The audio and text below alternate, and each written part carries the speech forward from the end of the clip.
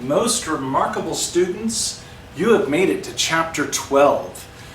This is the last chapter in the book, and while I would much prefer to be delivering it to you live and in person here, I can at least show you some of the remarkable things in this great chapter, the way we're going to wrap up science this year. And this is chapter 12, lesson 1. For you amazing students who are getting ready to put together a concept map, there'll be lots of good hints on exactly how to do the lesson 1, chapter 12 concept map. I will eventually learn how to speak clearly here. This is populations and communities, and that means we get to look at some pretty cute animals, and you can't get much cuter than meerkats.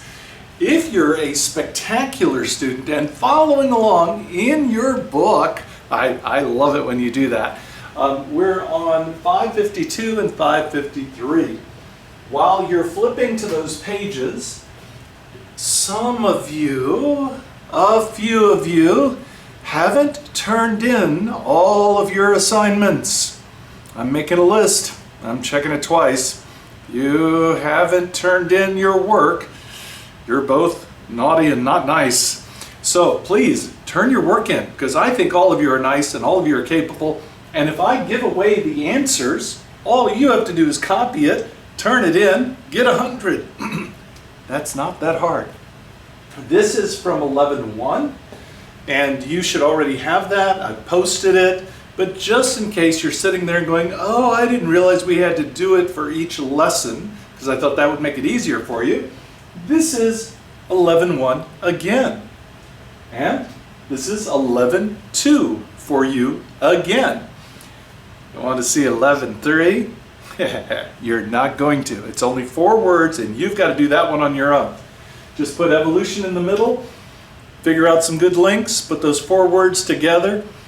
I'm going to be pretty forgiving. As long as you've got a word and a link, you're going to have it. And remember, these count as test grades. I give you the answers. You copy it down. You get 100 for the test. How stressful and hard can this be? I'm out here in a room in an empty school teaching you right now. And that's pretty lonely, but it's okay, because I know some of you are watching and some of you are enjoying this, and I hope it's going to be a good way to learn. So chapter 12, populations and communities. And there's a bunch of funny stuff here about pigeons, but we'll move on. It's divided into 3 lessons, which means you're going to be making 3 concept maps that'll each count as a test grade, which are double points. So you do want to do a good job on those. We're going to be looking today at populations. Well, in this lesson, we'll be looking at populations. We'll look at changing populations, and finally communities. And that's it. That's the end of our book. You don't even have to do an exam, although I sort of have an exam for you, but you're going to like it. Okay, so there's our meerkat friends again, and they talk about the case of disappearing alligators, but instead we're going to look at the essential questions: what causes competition, and how does population size affect the organisms in it? We have a few vocabulary words. Biosphere, community, population, competition. I'm using the laser again. It's been a while since I've been in the classroom. And so what I need is my meter stick. I'll find the meter stick in a minute. Anyway, biosphere, community, population, competition, limiting factor, population density, biotic potential, carrying capacity. While a lot of these words are going to be words that you're not familiar with, you are familiar with animals. Most of you like animals. I enjoyed the other day when we got to look at the, not Zoom thing, but I got to meet a lot of your pets, which was really fun. So you understand animals, you like animals, and this is all about plants, animals, the interactions between them, and the energy flow through it. So we're going to throw some science in there, but it's pretty easy, straightforward stuff. A good last chapter for us. Welcome to Exploring Arizona. This is a great movie that I'm going to edit in, so you'll probably never see what I'm telling you right now. Welcome to Exploring Arizona Life Science Research and Biodiversity with the Tree of Life web project. Visit podcasts@toweb.org for learning materials to accompany this episode and to find out how to contribute to the series. Hi, I'm Lisa, Toll Learning Materials Editor, and in this podcast I'm here with Chris Schmidt, a biologist and PhD student in the interdisciplinary program in insect science here at the University of Arizona. Chris and I are talking about an amazing group of ants called Odontomachus. These ants are commonly referred to as trapjaw ants because they have unique and powerful mandibles that can in some cases move a couple of thousand times faster than the blink of an eye. Well, what's especially cool about these ants is their mandibles and how they use them to hunt. There is an amazing amount of mandibular diversity in ants. Most ants have more or less triangular or curved mandibles. They use their mandibles like little hands to manipulate objects. Odontomachus, on the other hand, is able to hold its mandibles open at 180 degrees and snap them shut on prey with incredible speed and force. And this has actually been measured as one of the fastest, if not the fastest, movements of any animal that's been recorded. Odontomachus tends to have blunt teeth at the tips of the mandible and uses the mandibles to crush or bludgeon the prey or stun the prey or dismember the prey. And sometimes they'll hit the prey repeatedly. Could these ants bite us and hurt us? Very few ants can actually bite people and do damage. Even Odontomachus, which has these very powerful jaws, can't really do any damage. So what is it that enables these ants to move their jaws that fast? Is it the shape? I don't understand. They achieve such great speeds by using powerful muscles in the head. The ants open their mandibles to 180 degrees and then lock them into position. When trigger hairs beneath the mandibles brush an object, the mandibles are unlocked, releasing enormous energy and closing the mandibles with incredible speed. Wow, incredible. Here is some footage that researchers at Berkeley took of an Odontomachus performing an escape jump, where the ant strikes their jaws on a hard surface to propel their body high into the air and away from a predator.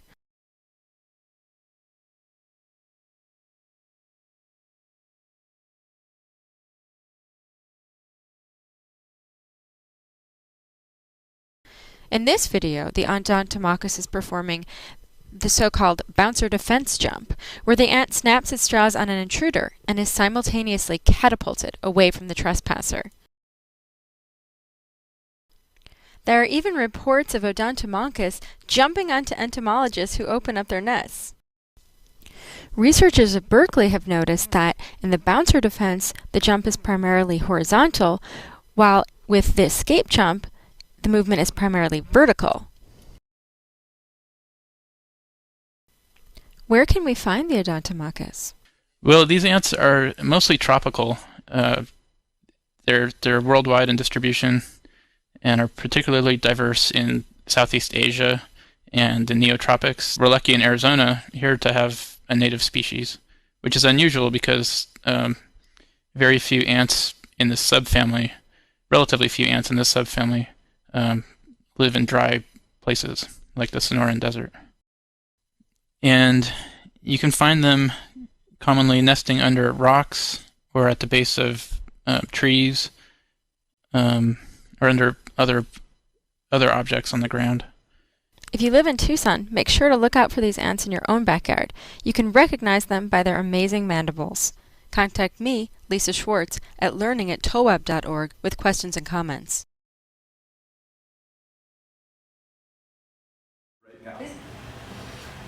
Okay, hope you enjoyed that amazing video about the trapjaw ant. They're in Arizona, which one of our amazing students, Jada, shout out to you, is actually there right now. So if you see any of these ants, let me know. All right, the first word is biosphere. The biosphere is the parts of the Earth and surrounding atmosphere where there's life. Does it include the oceans? Yes, we also call that the hydrosphere. And the land is the geosphere. But if it in any way helps life, then it's part of the biosphere. So biosphere, all the parts of the Earth and surrounding atmosphere where there's life. It's kind of the big overarching thing. Then we narrow down to community. A community is all the populations of different species that live together in the same area at the same time. So, you're watching The Wizard of Oz, and you're walking through the apple orchard and it's getting darker and scarier. You start chanting, lions and tigers and bears, oh my, lions and tigers and bears. Well, if I was there, I would jump in and go, hey, that's the community of this ecosystem, if we actually saw lions, tigers, and bears. As I recall, we didn't see tigers or bears. We saw a cowardly lion and a crazy witch. Anyway, that's the community. All of the populations of different species, same time. So that's kind of the big one. The next thing is population. Population is all the organisms of the same species in the same area, same time. So if you're building a concept map, you could go biosphere contains the community, community contains the population, and see how it just keeps moving down in kind of a sequence. So again, if we go back to our Wizard of Oz, the only animal we got to see was the cowardly lion. So that's his population. All the lions, if we found any other cowardly lions there, they would be part of that population.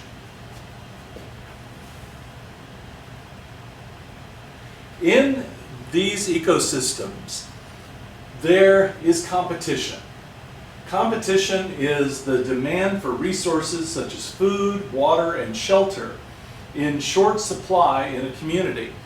So these different creatures are competing for these things so that they can survive. Competition should be a familiar word to you.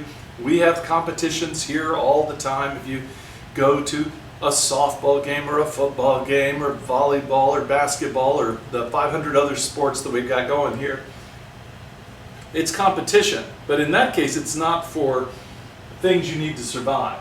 And fortunately, we as humans, at least where we are, don't have to compete too much for these items, although recently, items like hand sanitizer and toilet paper, you maybe have seen humans competing for those. Hopefully that's getting fixed quickly. Alright, so now, you're not going to do this, but I'm going to pretend you're going to. This is where you're going to pause the video, read this, and try to fill in the right term that goes with these things. So pause the video, see if you can fill in the terms, and then I'll show you the answers.